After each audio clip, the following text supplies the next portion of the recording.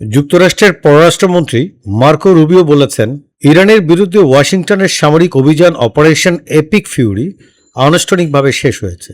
বুধবার ৩ জুন মার্কিন কংগ্রেসের হাউস ফরেন অ্যাফেয়ার্স কমিটির শুনানিতে তিনি এই কথা বলেন। শুনানিতে আইন প্রণেতারা চলমান সংঘাত ও পরবর্তী পরিস্থিতি নিয়ে প্রশাসনের অবস্থান সম্পর্কে প্রশ্ন তোলেন। রুবিও স্পষ্ট করে বলেন, আমরা ইরানের সামরিক সক্ষমতা হ্রাস করার জন্য এর অভ্যন্তরে আর ধারাবাহিক হামলা চালাচ্ছি না, কারণ অপারেশন এপিক ফিউরি এখন সমাপ্ত হয়েছে। তিনি আরও বলেন, ভবিষ্যতে ইরানের বিরুদ্ধে কোনো মার্কিন সামরিক পদক্ষেপ নিলে তা আর চলমান আক্রমণাত্মক অভিযানের অংশ হবে না, বরং কেবল আত্মরক্ষামূলক ব্যবস্থা হিসেবে বিবেচিত হবে।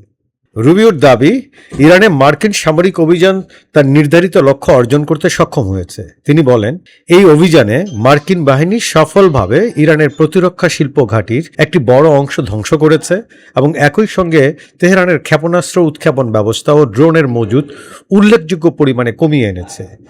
এই বক্তব্য এমন এক সময় এসেছে যখন মধ্যপ্রাচ্যের নিরাপত্তা পরিস্থিতি নিয়ে উদ্বেগ বাড়ছে।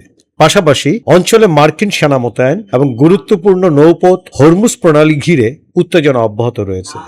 বিশ্লেষকদের মতে এই ঘোষণা আঞ্চলিক রাজনীতি ও বৈশ্বিক জ্বালানি সরবরাহ ব্যবস্থার উপর গুরুত্বপূর্ণ প্রভাব ফেলতে পারে।